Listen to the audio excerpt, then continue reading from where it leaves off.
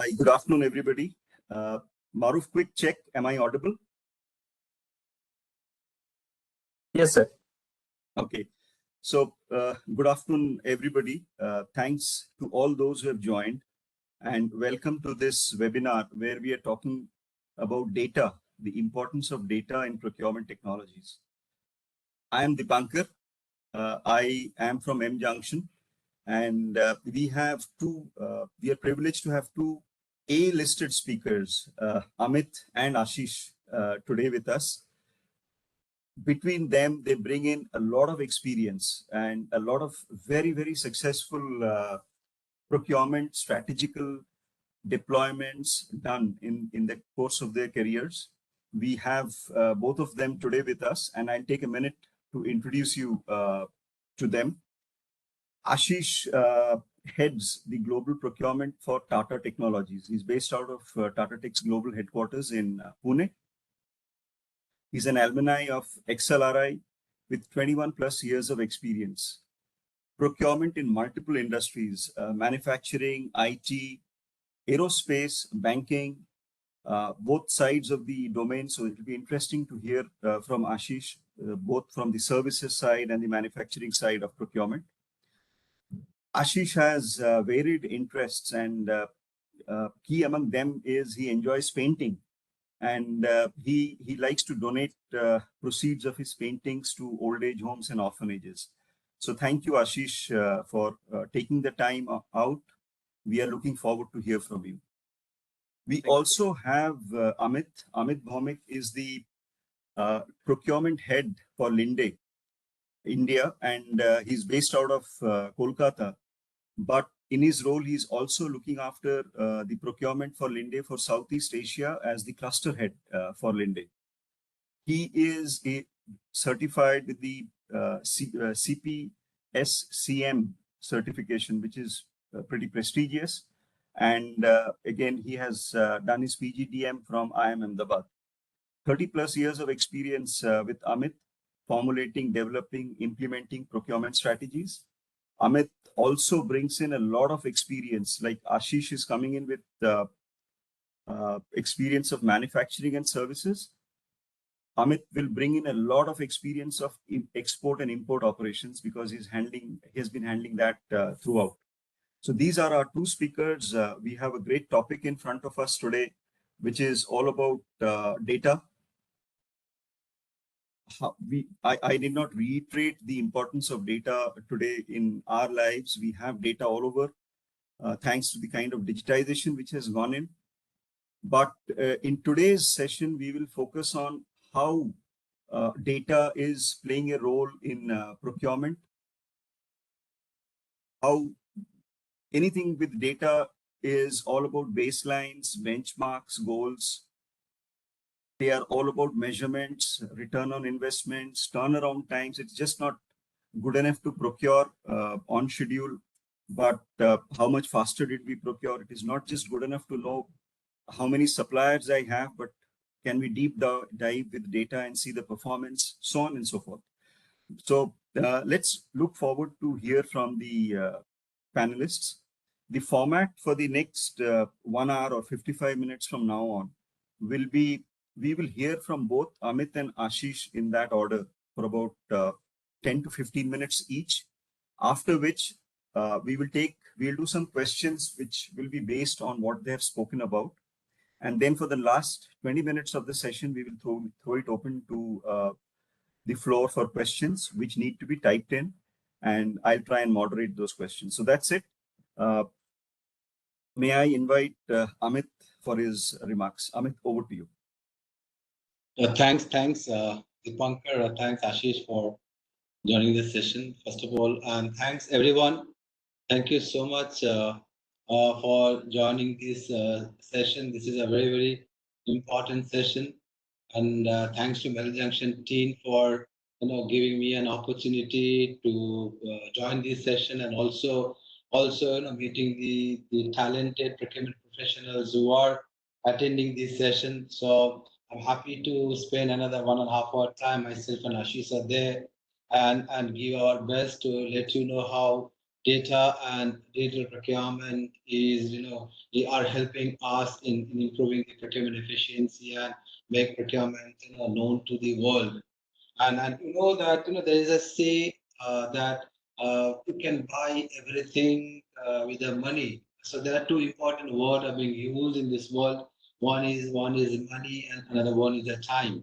Now you can use the money for buying anything in this world, but you cannot use the money to buy the time. So next 1.5 hour session, let us do a productive session, and let us understand, and so that, after 1.5 hour, you can, once the session is over, you can inform to your line manager or to your head of the department that what you have learned, and hopefully we will value to your knowledge. And if something is not being clear in this 1.5 hour, yes, you guys can reach to me personally or reach to Dipankar, and then maybe after the session for any other time we can help you to make understand. Now the topic is the data analysis, how data is important and playing the important role in procurement. Now, data, just telling a basic thing, what exactly you mean by the data? To me, data means is an information, I mean, and an information relating to everything in procurement and supply chain, whether it's a vendor related information or pricing related or cost related or cost sustainable related or or profit related to everything, whatever you think about in supply chain management. I think information will help you take a decision. And nowadays you might be seeing in LinkedIn or in any CEO's forum, if you attend that, whenever if you ask any CEO, they will always talk about the three important priority sectors, priority segment that they spend time. One is the finance, second is the sales, and third is the operation. But one of the fourth segment that is really affecting the mind and the CEOs of any company, they are spending time on that. It is called procurement. So procurement has made its own importance in this world, and procurement is now playing an important role in the boardroom as well. So being a procurement professionals, I think you guys are playing an important role in the companies, or profitable organizations. Now data mining, data saving tool. I mean, exactly this means, as I said, it means information, but information related to what? Information related to pricing, information related to the vendors or contract or cost, etc., etc. It can be a lot, but to me, that data or information is a eye opener. It's a backbone for any CPO to take any strategic decision. Now, if you think if any CPO or is head of procurement want to do some strategy, you always think about the data, because some data will help him, or some data mining tool will help him to take a decision. If I want to know how many transporters are playing, are currently playing, how many kilometers in the road, how much cost you are spending on the transporters, who are my ABC suppliers, who are my risk analysis suppliers. So all these data things are really helping the CPO to take a decision. Now, but keep aside the the data part. I would like to share something that what I feel that other than the data, one of the important thing that plays important role in our procurement world, we call it digitalization in procurement. Until and unless you have a strong digital platform, until and unless you have a strong digital platform, without that, the data information will not be sustainable. Until and unless the strong data platform will help you to give you a strong data analysis, to give you a strong data mining tool, then you cannot take a decision. So some people believes in proactive decision, some people believes in strategic decision, some people believes in post-mortem decision. So only the digital platform will help you to get good decision. And I think both data analysis and the digital platform, they are working hand in hand, they are working close to each other, and then that is really became a helping tool to the procurement head to take a strategic decision.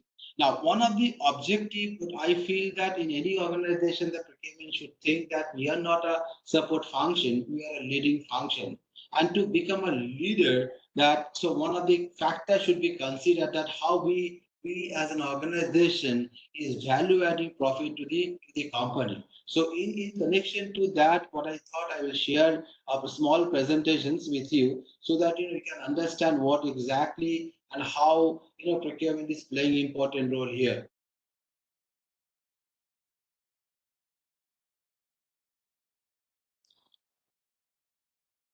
Yep. Sure. Thanks, Amit, for this. Yeah. Hope my screen is visible. Yes. Yes, Amit, it is visible. Yeah. Thank Ashish. So this one.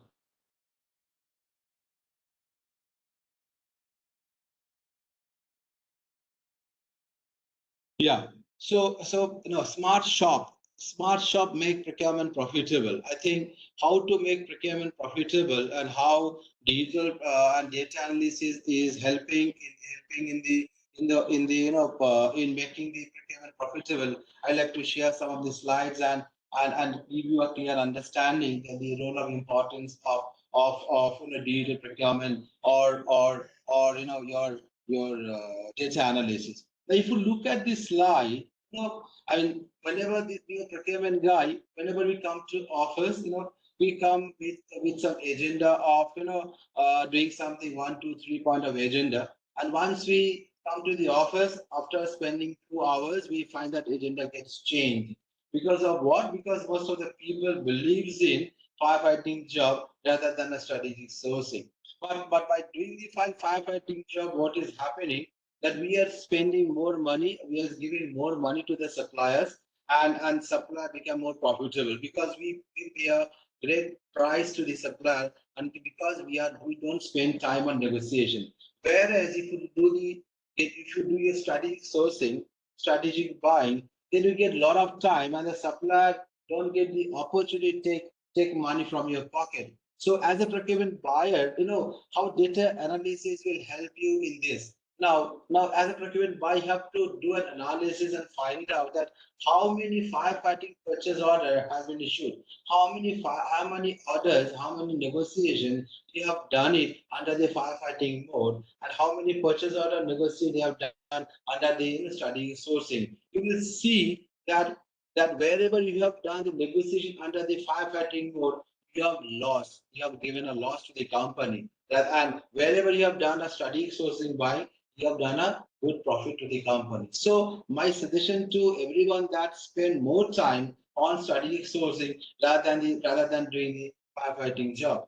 But again the situation gives no time for strategic sourcing, but it is a responsibility of the procurement buyer to make sure that he creates his own time for doing the firefighting job.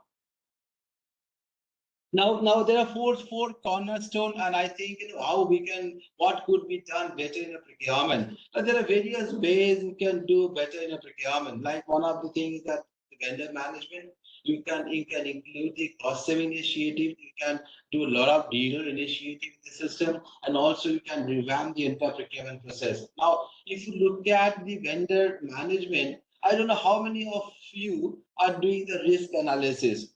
Now, what exactly risk analysis means, what exactly contract management means, what exactly ABC analysis means, I think these are all the basic things that each and every procurement buyer must know. I'm not going into deep dive and explaining each of these segments, but I must tell you that this type of analysis, if you do, then you will be able to manage your procurement, even if there is a disruption in the supply chain like COVID. Even if there is a volatility in volatility in the market, there's inflation, there is a lack of demand forecasting planning, there is a lot of saving opportunities out there. But if you do all this, I think those things can be arrested and you can manage a procurement variable. Like I just give an example. I don't know how many of you are doing the supplier discovery tool. What exactly supplier discovery tool? You need to understand that. It is a nothing but a digital platform, wide range, then you can understand how many suppliers are there in the market to supply a particular item, whether it's a calcium carbide or it's a pump or it's a motor or a panel or a cable, whatever is it. So you need to identify, you need to develop that supply discovery tool which will help you to find out the different types of suppliers in the market, and that will give you a proper sourcing procurement strategy in managing the critical product. Similarly, I'm sure you guys are doing ABC analysis. So ABC analysis, again, we talk about in terms of the suppliers, the critical suppliers, in terms of the value, in terms of the quantity, in terms of the price. If you do the detail level ABC analysis, then it will be easier for you to understand who is your critical supplier, who is a non-critical supplier, and based on that you can take a strategic call. Similarly, there are another way of doing the strategic and sourcing, and one of the job responsibility I think that the procurement buyers are responsible is cost saving initiative, and there are various ways you can do the cost saving initiative. However, while doing that, the data analysis plays an important role of taking those initiatives. For example, how many of you do, I don't know, that the import substitution by indigenous products. So you need to do a detailed analysis that what are the products are available in the market that currently we are buying from the overseas countries, but there are domestic supply, local suppliers are available who can substitute those import products. Similarly, there are thousands of materials you are buying, from the various suppliers, and there are a lot of common items are there from various segments. If we can consolidate those materials and negotiate with the supplier, and that will give you a volume discount. So similar way, if you can do a reverse auction, now what are the items you can do a reverse auction? So I think again, data analysis with a proper data platform tool, if you have, then you can do this, you can take this cost saving initiative, and ultimately this type of initiative will help you to generate profit. And you know that whenever any sales guy, they sell a product to a customer at a 10 rupees, if their margin is 1 rupee 10%, so they generate 1 rupee profit of the company. And being a procurement professional or being a procurement buyer, if you buy any item and reduce the cost by 1 rupee or 2 rupee, that exactly directly hitting the profit of the company. So role of procurement is very, very important in generating profit of the organization. And I think again, data analysis of all this category, if you do, that will help you to generate the profit. Then another thing, another very, very important, which is close to my heart. People talk about the digital procurement, but I talk about it's a robotic procurement, because robotic procurement is nothing but a digital procurement. But under the robotic procurement, there are a lot of things you can add more and more into the procurement organization. Now, as you know that most of the people are spending time on email exchange while doing negotiation with the suppliers, which is not transparent. Now we spend a lot of time in the email and asking for the technical queries, asking for the commercial queries and all. And those email exchanges, I will say that it's a wasteful time, because tracking those email, getting the RFQ, selecting the vendors through that procedure is a difficult time. But if you generate a software tool, it's a robotic procurement process tool, and that is called the RFQ tool, then it will end-to-end supply chain can be managed through a robotic process. And if you do that, that will help to save a lot of manual process time, and that manual saving time you can reduce and use that power, that time into your strategic sourcing, and which will be helping to for generating the revenue of the organization. So similarly, we lot of the automation. We need to bring a lot of automation into the procurement process. Now, what exactly I mean with the automation? Again, there are process currently is happening that everything the people are raising a shopping cart or raising a purchase requisition or an intent, and based on that intent, the procurement guys are working in a system-based organization or in a manual-based organization, and then ultimately selecting a vendor. So it is a blend of both system-based tool as well as manual-based tool. But it will not help you to automatize the entire process. So if you develop a digital platform, so that that will help you to automatize the system. I can give an example. We call it a punch out catalog in the SRM system. So that punch out catalog to help you to define the various types of materials masters into the rate contract of the vendors, and that vendor will develop that punch out catalog into yours into their portal, and that will be really connected to our portal. And whenever you have a system-based rate contract, you raise a shopping cart, automatically the PO will be raised in a through a system way. So that currently, if you spend time, the manual time of half an hour to convert into a PO, shopping cart into a purchase order through a punch-out catalog methodology, the PO will be automated and you can do it in a matter of 3 minutes. So again, data analytics will help you, our data platform will help you to automatize the procurement process. And there are many ways by which you can do a lot of system improvement and procure to pay digital solutions are there. I'm not going to explain all this, but I'm showing all this because these are all areas where the data analysis plays an important role, and data analysis in combination with the dealer platform will make the procurement people life much more easier. And if you do that, I can tell you that everybody will think that procurement is not a support function or is not a overhead service provider. Rather, procurement is a revenue and a profit generator. I think that's all from my side. I think I think over to Dipankar, over to Ashish. Thank you so much. Thanks, Amit. That was great listening to you and the way you brought out how procurement is going to be critical to the functions of an organization. And you are right now sitting at the top of the chart, probably just outside the MD or the chairman's room. That's the way, that's the importance of the function right now, Amit. So thanks for your comments. May I now invite Ashish for his opening remarks. Ashish, over to you. Thank you, Dipankar, for this introduction, and thank you, Amit, also for this very good foundation setting for the team. Probably we should call ourselves Adda with 2 A's and 1 D's in us. So probably, and Adda is always where you sit together, have a conversation, and that's how let's start this afternoon. It's and have a session.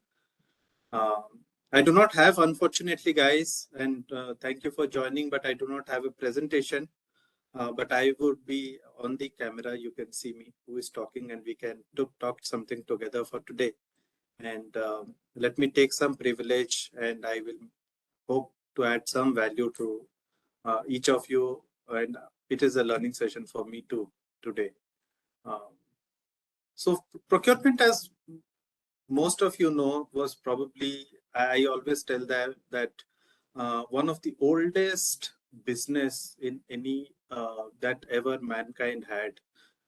We started buying from seashells to flowers, fruits, everything that you buy or procure. So it's either called initial days used to call buy, and then it became fancy with a purchase team, and then it became a bit fancier with the name procurement, and now we call ourselves global sourcing organization.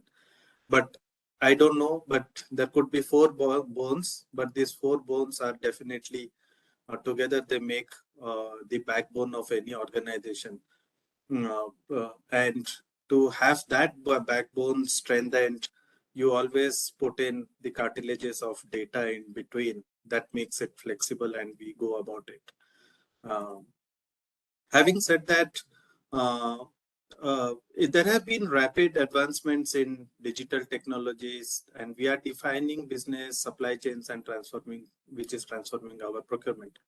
And the digital transformation, what we call today, or what is the topic today of how data is in between us, it's more about starting to deliver disruptive technologies and then enabling predictive strategic sourcing in a more automated procurement world, and then as an end result, it's an proactive supply relationship management that's very, very highly effective.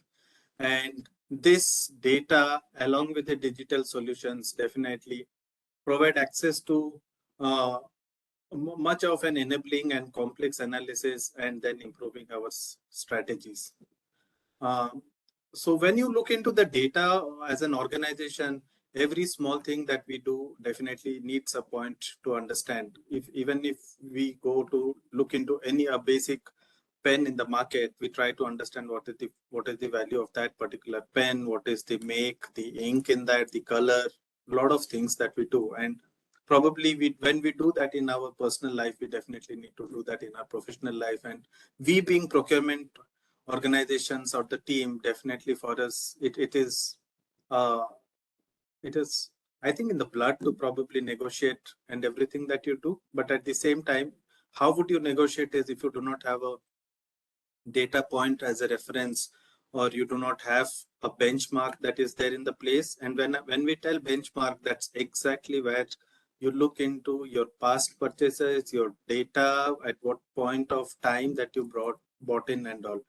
And then you start making smart contracts. And with the new age technology of AI and blockchain, what you do is increasingly you validate your transactions, you look into how do you automate your payments. And for that, what as procurement professionals probably we need to stay is on top of technology and add strategic, collaborative, commercial, and global expertise to our skill sets.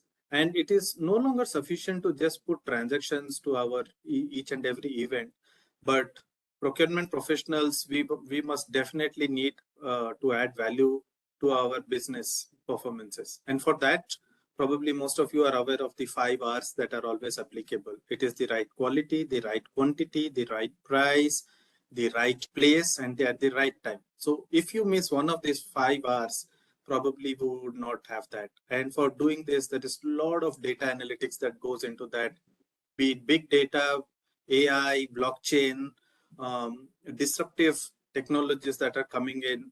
And for that, what happens is you need, for looking into data, you definitely need um, variety, velocity, volumes, and veracity. So when I meant variety, it is you have to look into data that comes into from multiple sources. It is both your internal consumption as well as market research, your external data sources that you need to do. You can reach out. There are a lot of data that comes in from organizations like Gartner, McKinsey, KPMG, the big fours. There are a lot of analytical firms who do such work. And when you have a lot of variety, you should also have a velocity of that data that is generated at an ever accelerating pace of activity. Otherwise, it would make no sense. As I said, if you might have the right quantity and quality, but if you do not have present this at the right time, it would make no sense for any one of us. Similarly, once you have the variety and the velocity, you need to now look at what is the volume that is there. Measures basically amount of the size of the data that you are looking into to make any difference. And then the other one that you would look into is the veracity, or the measuring the accuracy and the reliability of that particular data that is there. And now when we come to the data, as we talk about today as on the topic is, what are the basic strategies that or the goals that you need to have when you do an analytics of, or your spend analytics or basic analytics that you do as a procurement buyer or a procurement team.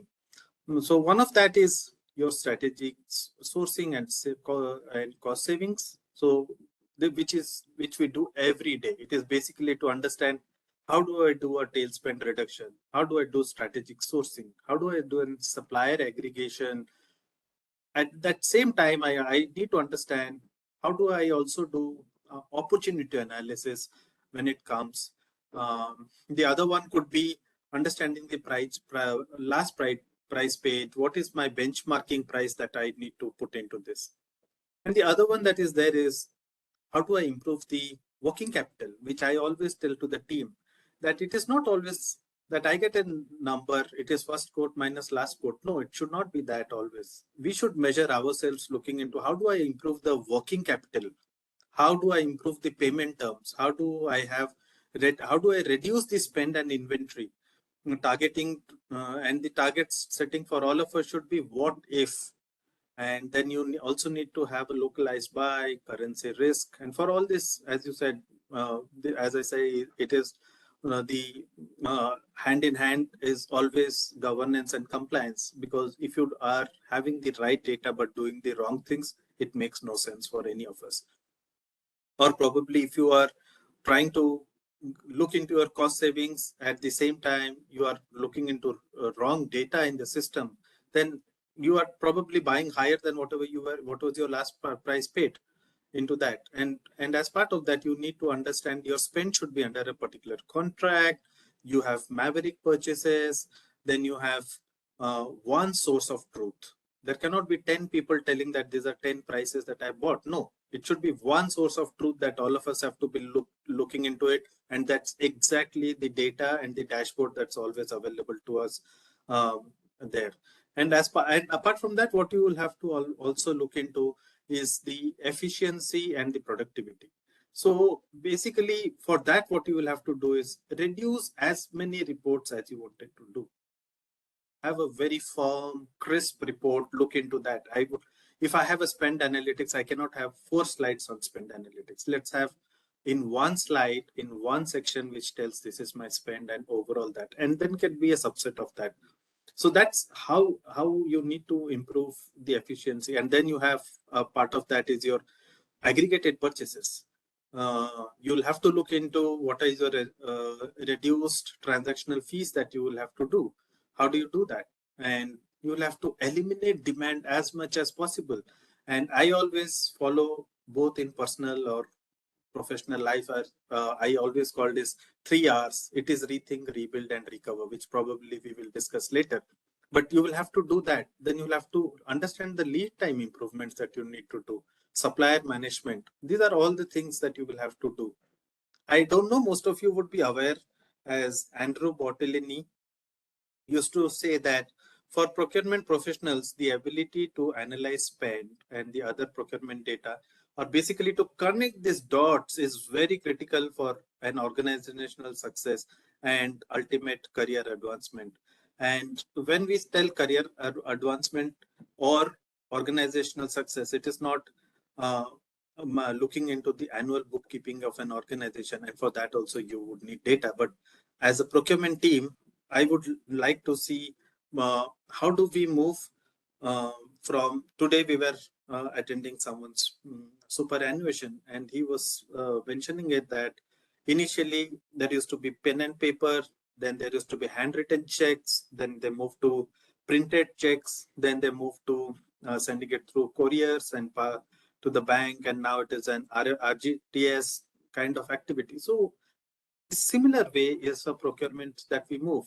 If you see, initially we all looked into this data, but we used to have piles of paper with no data or information in it. It used to be as and on by situational purchases that for each of us, and we had zero data to look into it. And now in the market, you don't have to go for big organizations to look into that. If you are a very small organization, probably I would not invest into a big SAP HANA 4, but probably there are so many market small fit to purpose tools that a lot of people are doing right now, supporting. You can just look into that of how you look into data, and then how do you actually do a data management there. Because data, as I always say, an anklet might not look as beautiful with only a plain chain. It always looks beautiful with these small little bells that always tinker and make noise. Okay, but if you start jumping with those anklets, that beautiful sound becomes noise. And that's exactly this small little data points can either give you a good result, or it can actually show what and create a noise in this organization to tell you where you are going bad, where you are going good. And that leg that is on that leg on which the anklet is always there is the leg of the organization, which is standing firm on the ground. And if you want that foot to be on the ground, standing strong, look beautiful, you will have to take care of that. And this small little anklets, you should ensure that the bells don't drop, making it look ugly, and at the same time don't jump too much that the anklets make noise and not a beautiful sound. So that's pretty much from me. Thank you, Amit, again, and over to you, Dipankar. Thanks, Ashish. I think listening to you, the 5 hours and the 3 hours, I can't help but come up with a few questions and a few cues here. So, based on what you said, and there are questions which are coming in as we speak. There is a question from Ruchika, but we will come to the questions a little later. I think based on what you said, and given the kind of experience both of you have had, we have recently gone through, none of us are not aware of what disruptions are in today's world. So, both of you in very critical functions have handled business disruptions. So for both of you, can you speak about one major business disruption which has impacted procurement, and did data help confronting that disruption? So let's start with Ashish and then over to you, Amit.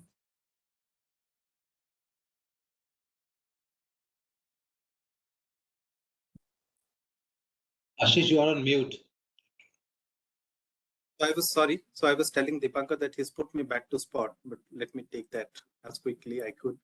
And one major disruption probably that was we saw in the last few times was the pandemic times, where the entire work organization was shut down, and then we had to go in for rental assets, be it your laptops, desktops, or you support your employees with workstations, chairs, tables, lot of things. So, I call that as a dark purchasing, where probably I don't know you would have heard that name, but I always tell this, where these purchases are made outside of the defined procurement policies, processes, and they fall into that. Example, we have done a lot of corporate card purchases across functional.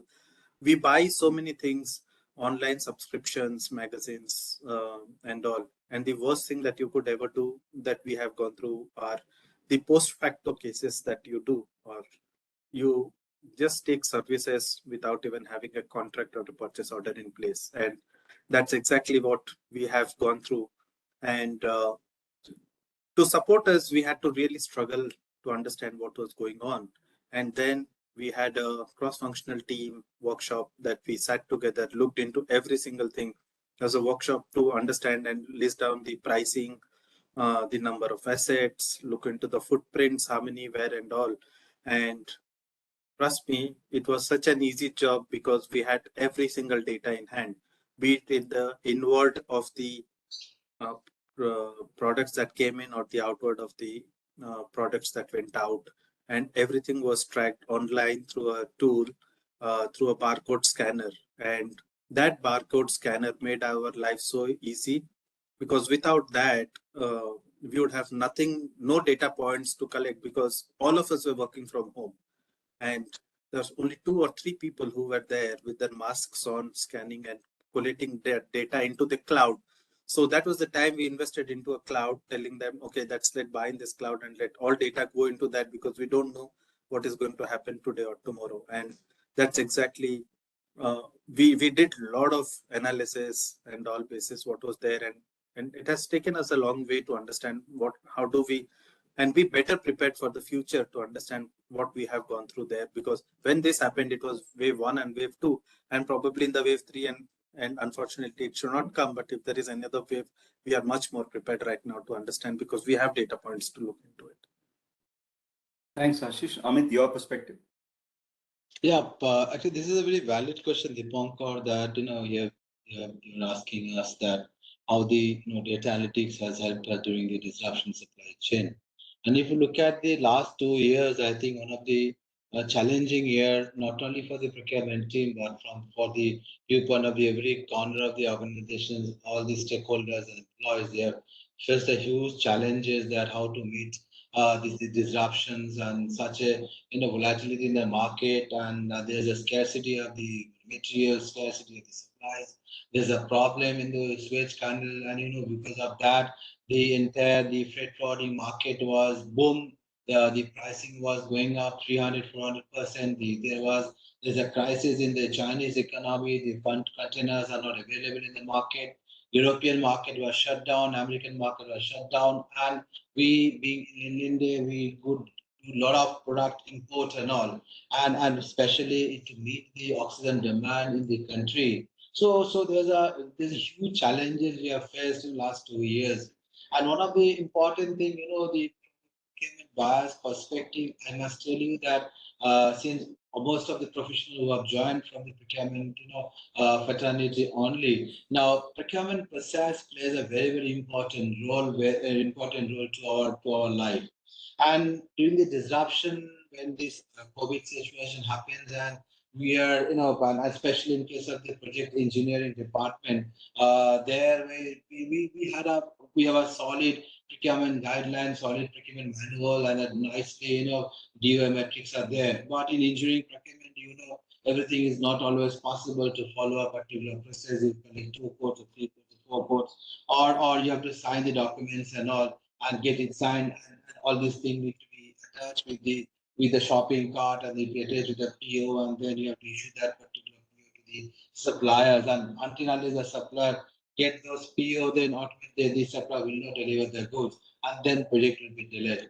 So what I understood, what I did that, I did a lot of deep dive analysis, since I have a strong data analysis team in my department. And with the help of that, trying to understand that how many, special approval we take, how many agreements and the contracts we manually sign up, so that, that we can do it through automatic way. And we found that there is at least every month 50 to 60 contracts we sign, and at least every month we issue 400 to 500 purchase orders. And those things are, again, 50% of them is related to a special file note approval, which is being done through manually. So what we did, with the help of my data processing team, we have developed a software tool, and that software tool really helping us to put all kind of special approval routed through that software tool. And the people sitting at home is approving that, file note to a dealer in a dealer platform, and also implemented with the Adobe signature basis, and we are signing all the contracts online. So the last 2 years, the people didn't face a single problem that because of the manual signatures are not there or fan notes are there, the PO could not reach to the supplier. So we did really a revolution in the procurement process perspective, and help to release a purchase order to a supplier, and the supplier could be able to supply their goods. Of course, yes, we have a strong bonding, strong relationship with the suppliers. They supply the goods even if we give a phone call, but that's not the right process that any MNC organization to follow. But yes, COVID has given us a good lesson, and we spend a lot of time to make more our digital platforms stronger and stronger. Thanks, Amit. That brings us to the question now that we have spoken about disruption. But are your organizations able to create sustainable cost and performance advantage for procurement functions, especially using data insights? Maybe Amit, you could go first, and then Ashish. Okay.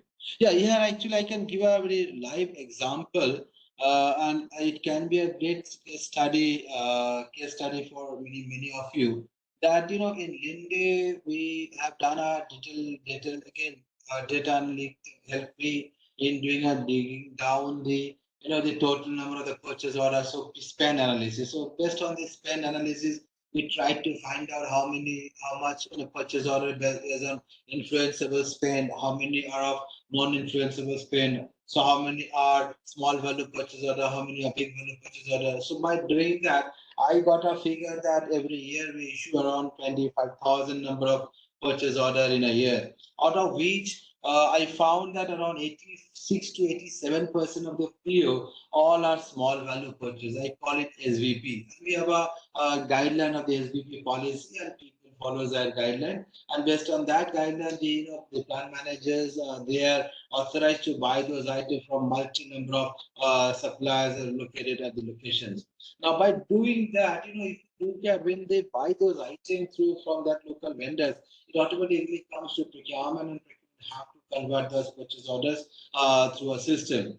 But the fact is that the amount of time that we spend on converting the peer-to-peer, if you look at the minimum time spent in SAP, is around, if you take our time starting from raising the purchase acquisition to the peer approval process, it takes half an hour of man-hour time of various approving authority, procurement buyers. Now, what I did, I tried to find out that out of those, 85% number of the small value purchase, how many suppliers are there, those who are supplying those goods. And I found around more than 10,000 items we buy across India, and there are more than 1,600 number of suppliers who are supplying those items. So what we did, you can understand that 16,000 POs issued to 1,600 number of suppliers for 10,000 items, and that is creating a huge supply chain disruption in the procurement process. So what I did, it's consuming a lot of time. So what we did, we spoke to a couple of aggregators into the market, and we developed some of the aggregators based on the eastern region, western region, and north and south. And those aggregators, we did a rate contract with them, and these aggregators has replaced all my 1,600 number of suppliers throughout India.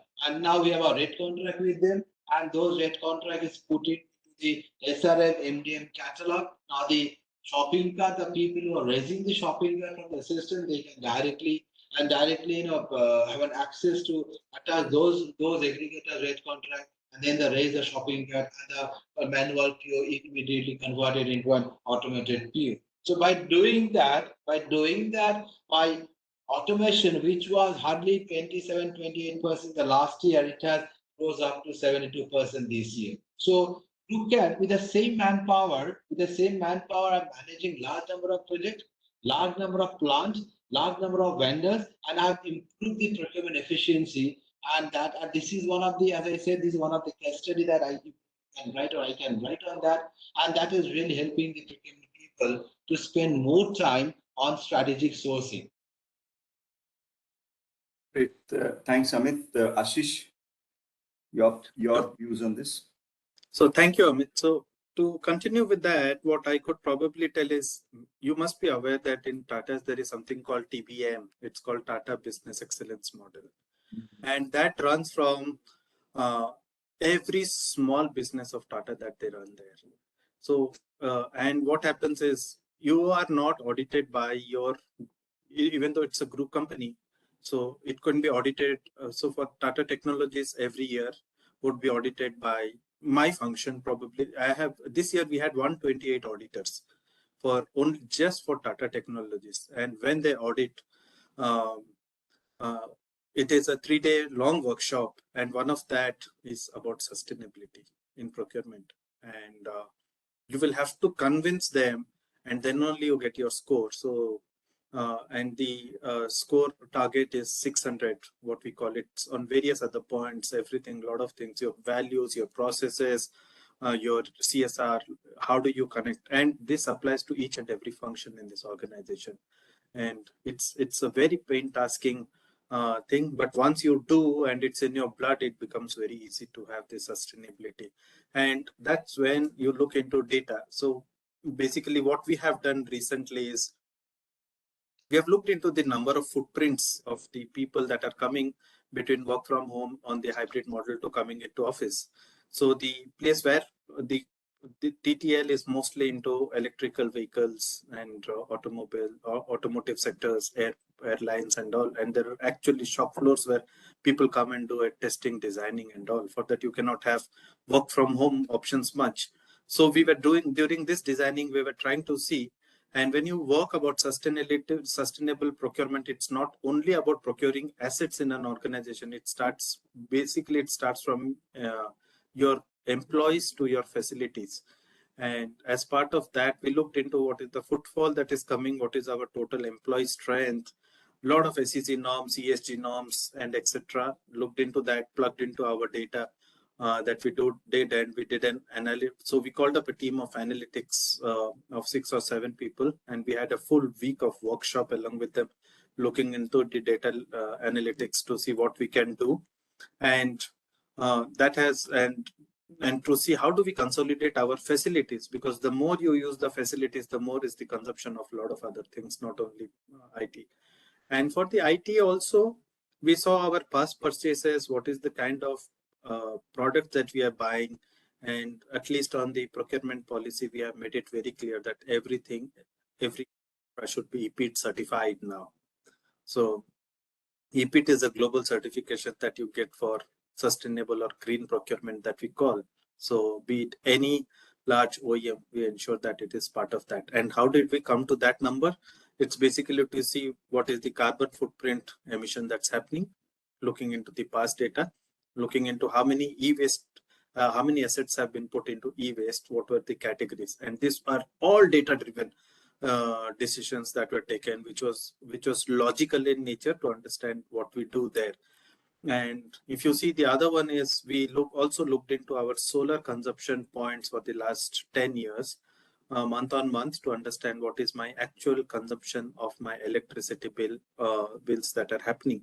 And we have now got a nod from the board to go ahead and implement solar panels. So the entire parking that you see in the couple of months, if you visit us, it would all be parked with solar, with the base parking and all. And as Pune has a lot of rains, it would not only save your cars, and also and Tata being driving the Nexon and all, we have ensured that we start having charging points for the employees, electrical charge points, which was never even done in the earlier times and all.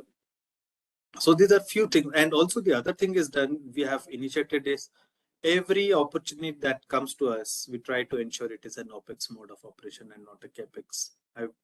Because it is not only, it is always better to go and work in a cloud rather than having racks and stacks in the room. So it's always better to have that cloud. So I always tell in Hindi ki, अरे बादल में लगा लो, आज नहीं तो कल उड़ जाएगा. But if you have it in your house, it will stay in house. It will be an asset for your lifetime, and the investment that you do on it is huge.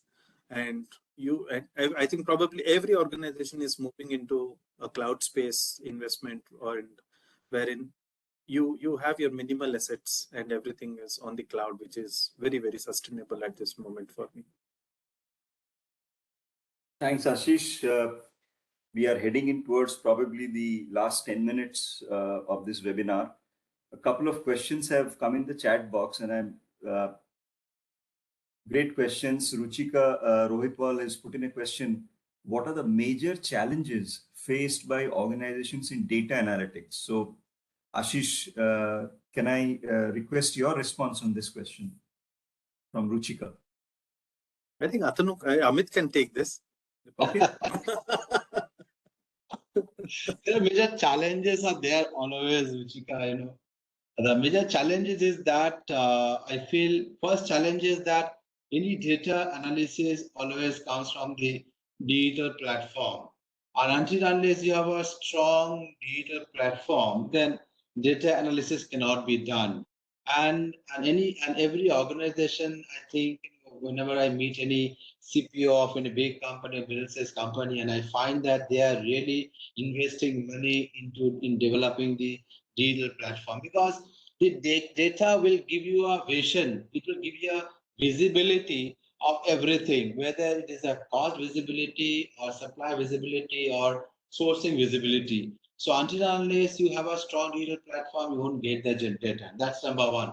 Number two is that, the second challenge is I personally feel that the people who are working in the procurement team, they have to be efficient and they have to put the right data into the system. Otherwise, whatever the best tool you utilize, the garbage in, garbage out. So wrong data will come out from the system, and based on that, the head of procurement will take a wrong direction, and that will really jeopardize the whole vision of the head of procurement. That's, I think, two major challenges that I personally think that we are facing at this moment. Thanks, Amit, and we'll stay with you given your you have been direct and indirect procurement. There's a question from Lalit Rajput, which is how far it is suggested to have two different systems for direct buying and indirect buying catalog, since most of the P2P solutions are for catalog items, not for direct items, as ERP takes care of that. Yeah, So he's that's a talking good about two question. systems. Yeah, that's a good question. But in India, we have implemented SAP long time back, I think 24, 25 years back. In addition to that, we have implemented a tool called SRM, Supplier Relationship Management Tool, which works on the mother platform of the SAP. And that the SRM tool, always helping us to do a rate contract, both in direct services as well as direct material. And there's a product codes are there, and if you define the product code or the material code, we call it material code. So if you define the material code for the direct services, direct and indirect services, as well as the material item, then that material code will help you to generate the report, and then you can do a rate contract for those items. You can put it into the system, and then again place a PO based on the rate contract. Thanks, Amit. I think that helps. My next question is to Ashish, and I'm going a little ahead in terms of, given that you have exposure in strategy also, and you are at the cutting edge of technology you are using, what do you see are the future trends in procurement that you envisage, and how is data critical in exploiting that? Ashish? So what I would tell is currently most of the things that happen, I think volatility requires a radical new demand planning environment, and that empowers our planners to make a back control and respond to changes which are faster and accurate, very accurate it should be. And then we should discover how to get actionable insights in demand, and how a one day implementation is possible. So we should move to that level, that okay, if I think of moving into this tool, my system should be such a implementation ready. It's a dream for all of us, which takes time, but at least the new age, the new data should be married, because if I have SAP, I have Ariba, I have some other in-house functional tools, the tools should be married so well hand in hand with the latest technologies and the tools available in the market. And that if I have to think that, okay, let me implement this policy from today and let me look into this data, it should be like a fraction of seconds, as Amit had mentioned earlier. It should be like a robotic arm that is giving out an answer to you. It is not me sitting and putting in 10 different data. It should be probably a speech recognition that should go into that, and I tell, can I know my category spend? And then probably like I should be getting that data right away, that this is my spend for the last, or this fiscal year, it has gone 9 months. So this is kind of the data that we are looking in the future. It's more of an AI enabled fit to purpose, and a tool wherein you have a long sight of thought and a fair value proposition, which is called as procurement intelligence, or e-procurement intelligence, whatever you call. And along with that, probably it should be a blend of advanced artificial intelligence, statistical models to produce accurate, explainable data, forecast, and then leverage the planner's strength and easily review, analyze, and adjust your plans. Basically, it is having an actionable demand planning in place. And Amit and has been talking about it. If you do not have that data, and it is garbage in and garbage out, no matter whatever you think about your future trend, nothing will work out, because the data itself is wrong. Yeah. Great. Thanks, Ashish. As we head in towards the end of our time, Amit, I can't stop but ask you a question. We are speaking about data and systems, but at the heart of the function is the relationships with suppliers. So, how has data helped you in building stronger supplier relationships and also to manage risks? Yeah, I mean, again, that's a very good question, Dipankar. I mean, I always, my definition of PROCUREMENT, where R stands for the relationship, the relationship and the reliability. And so, relationship with the stakeholders, relationship with the suppliers is very, very important. And developing a reliable, trustworthy supplier is also equally important. So relationship plays a very, very important role. I mean, whether you work in sales function or in supply chain function. But now, how data is helping you to build those relationships? I can tell you one a good example on that.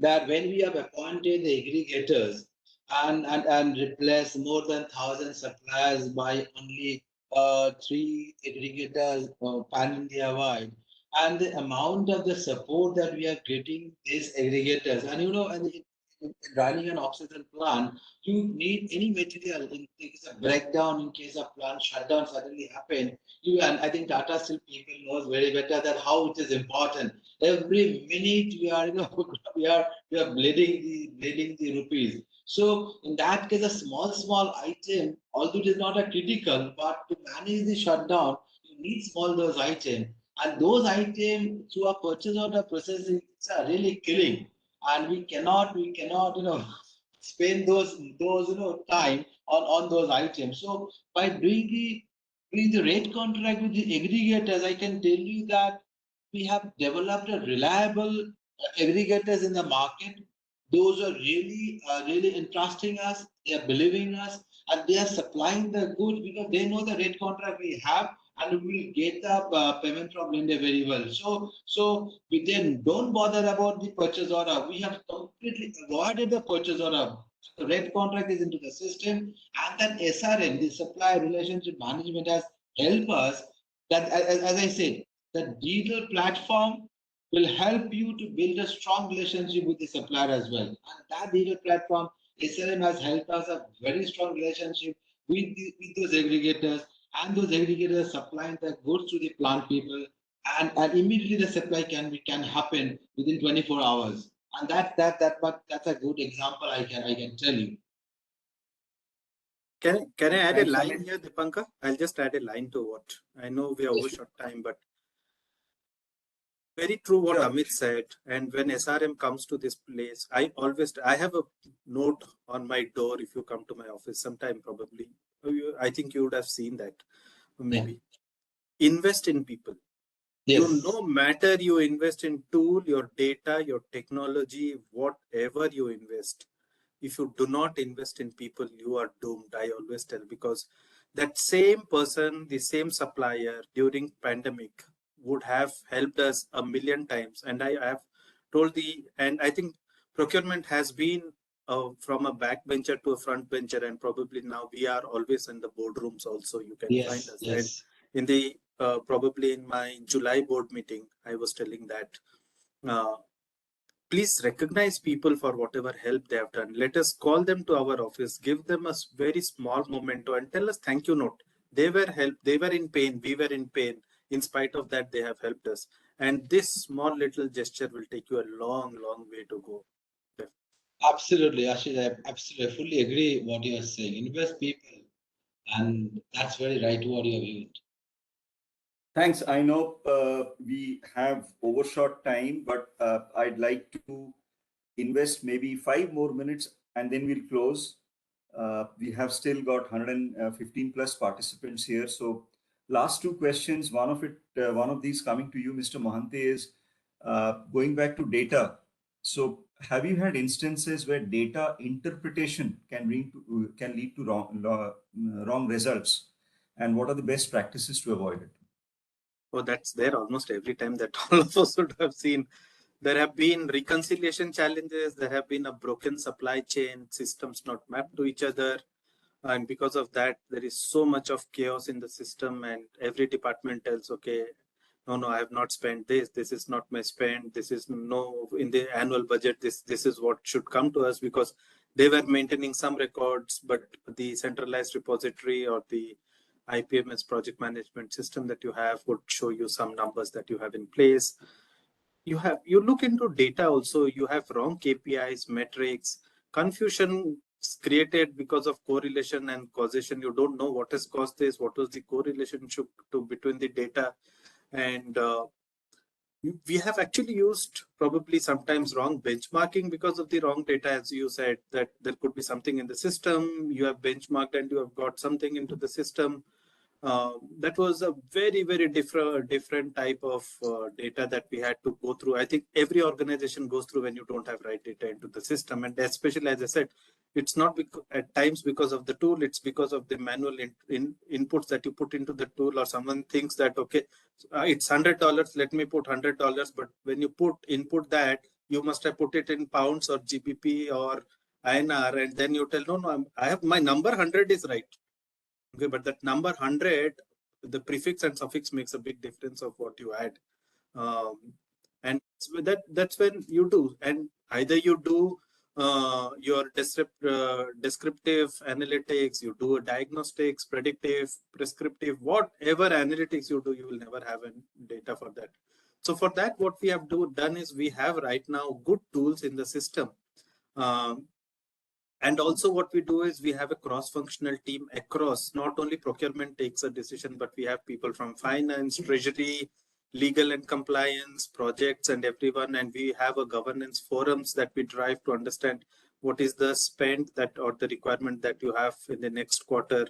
We tell them this is your probable spend. We understand how you control that. And then what we have done is we have done 365-degree feedback reviews. We have used data proofing tools which are more fit to purpose and fancy and not very fancy and easy to automate. We have told people to take up small kaizens as activities. Come into office, think, can I do this better? Put it into that system. A small change like decimal 3-digit, because as he said, if there is a rate card and your tool is, and SAP has an limitation of only 9 digits, no matter what is your, I cannot put my Vietnamese dollars into that because they run into billions. So how am I going to do that? So that's what we do. And it is, as I say, it is more where, if you remember in the olden days where they used to go to see a girl and they used to say, ask her, do you know how to sing, how to dance, how to cook, how to do that, and basis which the dowry used to always be less if she is perfect in everything. So it is the same thing. If my data is right in the system available and everything, my overall PNL is affected, it is in good shape, the numbers are right, you have the right data, you have the tools in place. It's exactly data marrying is very important for an organization. Then the organization is happy and you have the right numbers there. So for that, you need to have a right investment on the right tool and the right data in systems. Thanks, Ashish. We'll take the final question from the chat box from Chandan. Was a very interesting question, how to educate our old supplier with data transformation who is associated for so long. However, they are not able to manage the rates, but definitely the relationship, how to correlate. Anybody, Amit or Ashish? So this is, Ashish, can I take, then you can add. I think this is a very valid question for this has been raised. The issue is that educating our Indian suppliers, if you look at, difficult. Honestly speaking, Indian suppliers, talking to them, I find that our 70% of the suppliers, when we manage our data quality management of our vendor data masters, at least 30-40% suppliers, they don't have the email IDs. They don't know how to interact with the participate and submit the invoice on online platform. They are all uneducated suppliers, but providing good quality of the material, providing good quality system output. But the fact is that when we talk to them, when we tell them that this is the way you have to interact with us, you have to respond to our code of conduct, you have to respond to our business partner agreement, you have to sign it on this. They don't understand that. But one other thing, what we have seen, they are introducing their next generation people into their procurement, into their business. And the next generation of people, I find that very young, talented guys are coming into the market.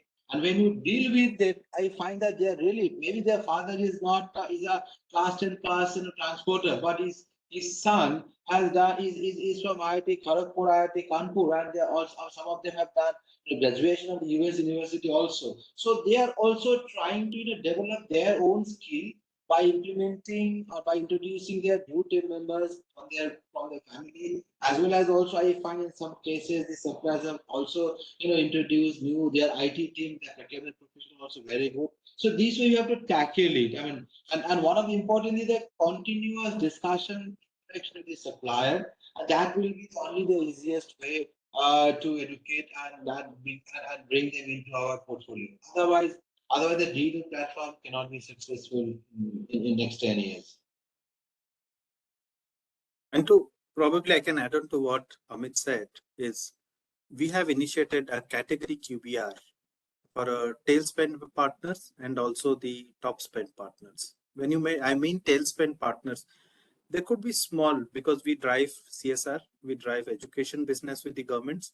So there could be small partners as part of that one time, but it is like something like Tata Motors housewives called Grihini who do that.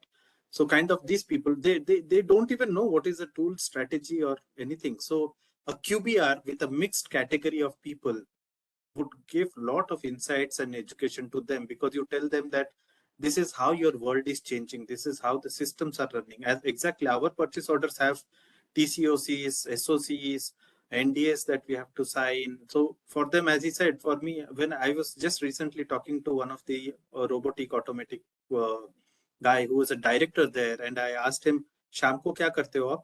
Then he said, "Ki I support my father's business." I was a little inquisitive. So I asked, what business does he have? And he said that in Mumbai, we run a vada pav shop, and that's been there for last 48, 49 years. So I was just asking him that, how did you get into this? Then he said that I wanted to be an engineer, and from childhood, I was interested into this. And now he's a director of, and he has his own startup of manufacturing 3D robotic machines. And he talks more procurement to me at times than I could talk to him, because he's so empowered, unlike what would have happened. His father might be the best in the supply chain to understand if I need a masala or a pav today, where do I get? But he might not understand what are the policies and procedures or the hygiene aspect of it. That's it. That's it. Well said, Ashish, and great example. With that, I think we come to the end of this session. Thank you, everybody, for logging in. My thanks to my colleagues, Maruf and Atanu, who helped put this webinar together. Thanks to the esteemed panelists, Amit Bhaumik and Ashish Ranjan Mahanti, for taking their time off from their schedules and talking to us. And special thanks, many thanks to all of you who have logged in to make this a very engaging webinar. With that, we will come to the end of this session. Thank you. And we look forward to logging in and back with you again. Thank you. Thank you so Thanks much. for having Thanks, us. everybody. Thank you. And patiently listening. Thank you. That's it. Bye-bye. Bye. Bye.